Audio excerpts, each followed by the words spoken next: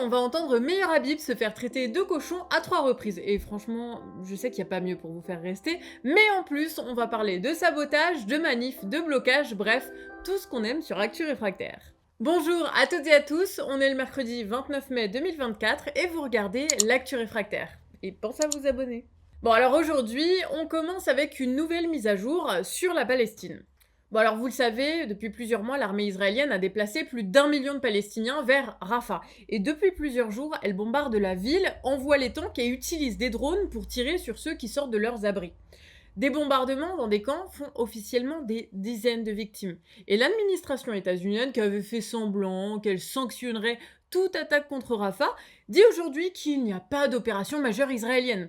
Et même leur aide alimentaire a été suspendue pour des raisons techniques, disent-ils. Et côté État français, on n'a rien, ni sanctions, à peine quelques déclarations bidons, comme si la simple parole de Macron allait arranger quoi que ce soit à la situation. Donc bon, vu que l'État français ne fait rien, d'autres ont décidé de prendre les choses en main. Et on va déjà vous raconter ce qui s'est passé à l'Assemblée. La députée Alma Dufour prend la parole pour rappeler les faits et appeler le gouvernement français à agir contre la guerre en Palestine. La Cour internationale de justice a ordonné à Israël de cesser son offensive sur Rafah. Une cinquantaine de personnes sont mortes calcinées dans un camp de réfugiés bombardé. Un enfant a été décapité. L'hôpital de Rafah a cessé de fonctionner et les chars viennent d'entrer dans la ville. Cela va faire 8 mois que le monde regarde 2 millions de personnes vivre en enfer. À côté, le député LFI des quartiers nord de Marseille, Sébastien Delogu, a ensuite brandi un drapeau palestinien. Et sur Twitter, il expliquera son geste par une citation de Frantz Fanon. « Nous ne sommes rien sur Terre si nous ne sommes pas d'abord l'esclave d'une cause, celle des peuples et celle de la justice et de la liberté. » Et ça n'a pas plu à la présidente de l'Assemblée nationale qui l'a grondé comme si c'était un gosse. Le député est suspendu 15 jours de l'Assemblée nationale. Et c'est pas fini, puisque à côté, il y avait David Guiraud, un autre député de LFI, qui était en train de parler aux journalistes quand Meir Habib est venu l'embrouiller. Et le député a alors qualifié le militant pro-État israélien de porc. Un vrai plaisir. Regardez-le, ce monsieur est un porc. Il défend un génocide depuis le début, c'est un porc. Il a dit à la nation que ça n'allait pas s'arrêter depuis le début. Ce monsieur est un porc. Meir Habib, il s'est souvent illustré ces derniers mois en répétant en boucle la pire propagande de l'État israélien, qualifiant même la population palestinienne de cancer. Et on en avait fait une vidéo sur Canard Réfractaire. Bref, le propagandiste de guerre s'est fait insulter et il portera plainte. Il en profite pour ensuite insulter Guiraud d'antisémite, évidemment. Porc juif, c'est la plus vieille... Il a pas dit juif, il a dit porc. Non, mais traiter de porc les juifs, c'est la plus vieille insulte antisémite du monde. C'est ce qu'on du matin au soir, on me traite de porc, etc., etc. Et Guiraud, comme d'habitude, répond avec une punchline. Bah, vous savez, non, des fois les mots vont plus haut que notre pensée, et c'est vrai que même faut être beau joueur. Moi, je présente mes excuses à tous les cochons de France. J'en ai jamais vu un défendre un génocide. Il semble donc que les grognements des propagandistes israéliens ne suffisent plus à faire taire l'opposition. Et d'ailleurs, on voit de plus en plus les gens prendre la parole sur Internet. Alors hier, on a parlé d'Amine, mais Maxime et Grim de la célèbre émission Zen, diffusée sur Twitch, ont aussi commencé leur live avec une parole pour les Palestiniens. Faut pas fermer les yeux sur ce qui se passe fermer les yeux actuellement. sur ce qui se passe, tout le monde est au courant, tout le monde est bouleversé par ça et perturbé par ça. Bien sûr, c'est normal d'en parler. Il n'y a pas de pressing ou quoi que ce soit. Parlez-en autour de vous, parlez-en à vos proches. On est tous avec le peuple palestinien. Si vous voyez des cagnottes passer, n'hésitez pas à les partager ou à donner si c'est les moyens. Et même Théodore Desfonciers, qui a oublié de rendre l'émission intéressante, n'a pas oublié de parler de la Palestine. Et pareil pour le streamer Pifut d'ailleurs. Moi, quand je te parle de la Palestine, là, je ne prends pas parti. Je suis juste quelqu'un de normal, je suis juste un humain. Et ça devrait être pareil, que tu sois musulman, israélien, chrétien, athée, BU, AD, ailier droit, tout ce que tu veux.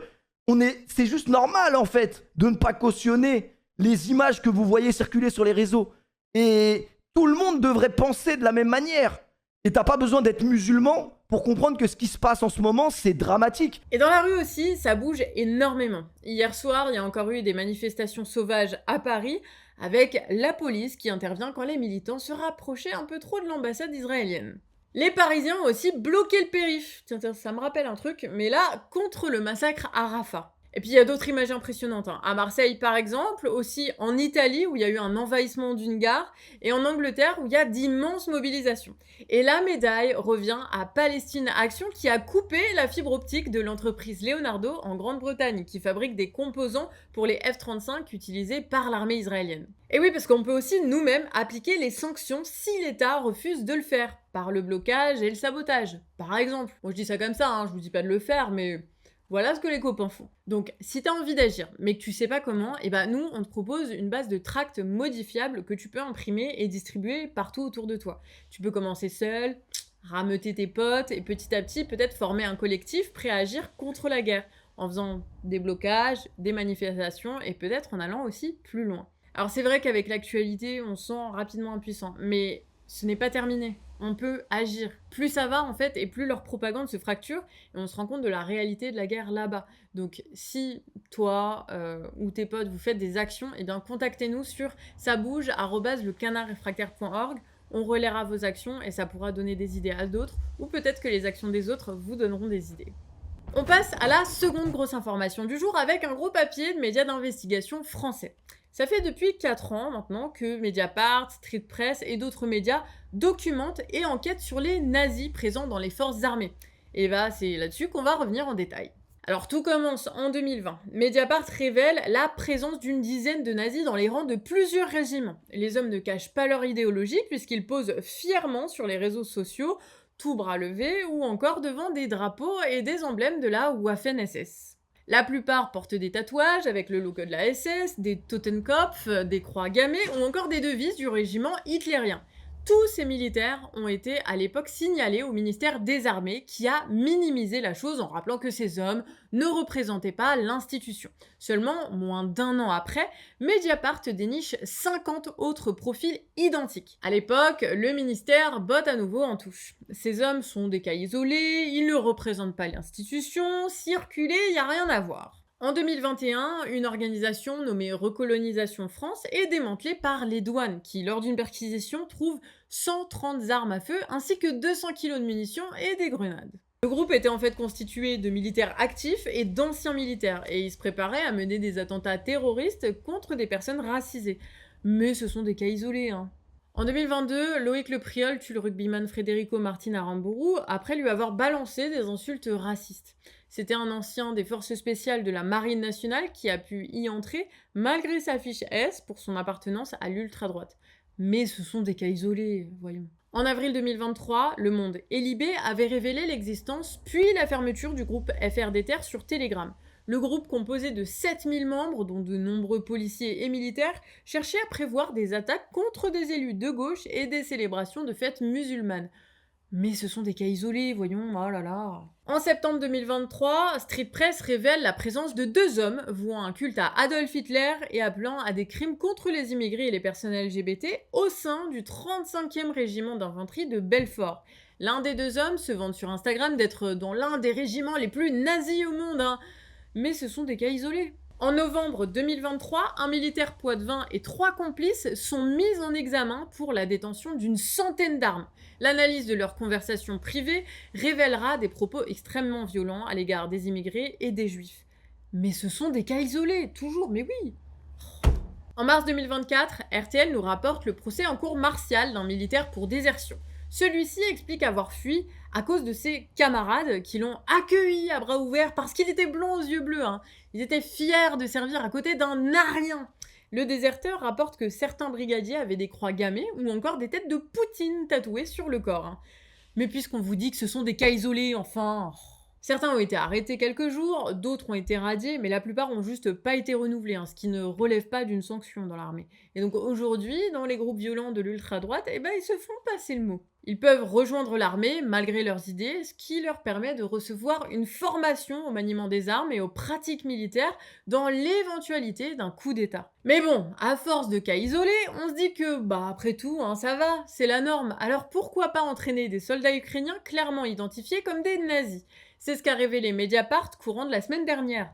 Un groupe de soldats ukrainiens venus en France courant 2023 pour y recevoir un entraînement comportait des néo-nazis.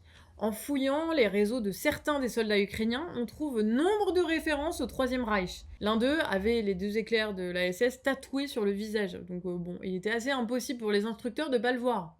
Les exemples sont beaucoup trop nombreux pour tous vous les lister, mais si ça t'intéresse, tu peux jeter un coup d'œil aux sources. Et d'ailleurs, dis-nous ce que t'en penses en commentaire, hein. Pour toi, les nazis dans l'armée, c'est des cas isolés ou pas? Et pour rappel, ces actus quotidiennes, elles ne sont possibles que grâce à vous, et à toi là, derrière ton écran.